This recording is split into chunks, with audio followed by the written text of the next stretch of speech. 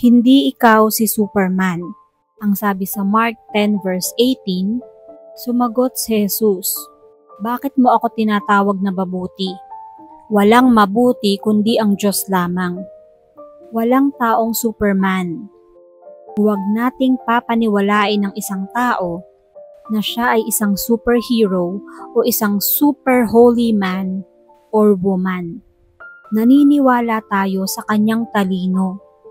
Humahanga tayo sa kanyang prinsipyo at paninindigan.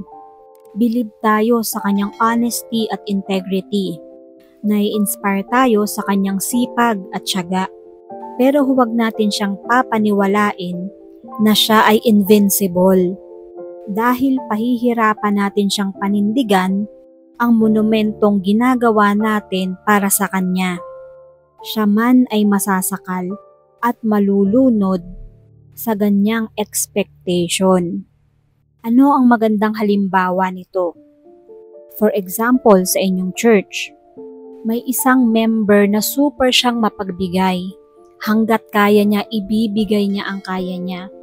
Financial, yung kanyang presence, yung kanyang oras.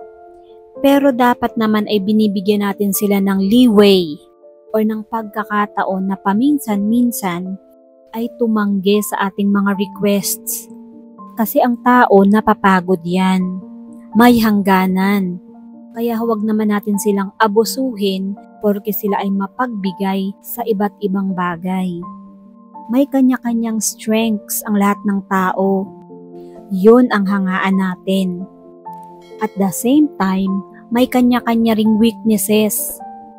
Tanggapin natin yun na bahagi ng kanyang pagkatao. Madalas kasi, hindi palagi, may mga tao talagang abusado. Porke alam nilang mapagbigay ang kanilang kapwa, hinihingi na ang lahat. Eto namang si mapagbigay, kahit naghihikaos na sa buhay dahil naibigay niya na ang lahat sa kanya, hahanap pa rin ng paraan para makapagbigay dun sa taong yun. Tayo namang mga mapagbigay, maglagay lang din tayo ng healthy boundaries sa ating mga kapwa. Huwag nating ubusin ang ating sarili dahil hindi rin naman yun hihilingin ng Diyos sa atin. Kung hanggang saan ang kaya natin, hanggang doon lang ang ibigay natin dahil kung hindi, mauubos tayo. Buti kung ang maubos sa atin ay ang ating energy lang o ang ating pera. Paano kung ang buhay ang maubos, kakabigay? Huwag nating kalimutan na tayo ay anak din ng Diyos. Lahat tayo ay anak ng Diyos. Bagamat tayo ay mapagbigay, dapat turuan din naman nating maging mapagbigay din yung ating kapwa para hindi palaging ikaw.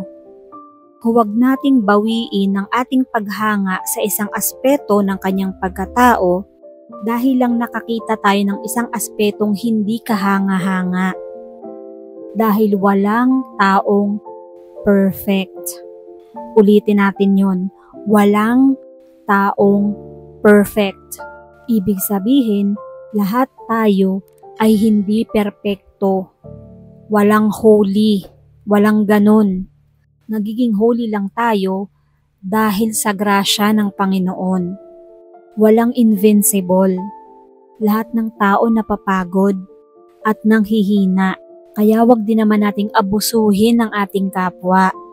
Kahit tayo ay hinahangaan at pinaniniwalaan, dahil ang dami nating natutulungan at nai-inspire, we don't have to live a life of lies. We don't have to be taller than we really are, lalo na kung hindi naman talaga. But if we are good at something, at alam ng mga tao yun, we are actually ministering. Hindi dapat laging ikaw. Kung ikaw ay mapagbigay, mag-minister ka para maging mapagbigay din yung iba. Para hindi ka nauubos. I-impart mo sa iba ang pagiging mapagbigay o ang pagiging masipag.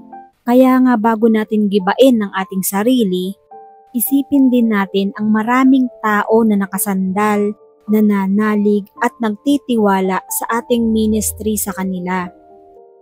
Bagamat hindi natin kailangang pahirapan ang ating sarili para mabuhay sa fantastic, untrue, heroism.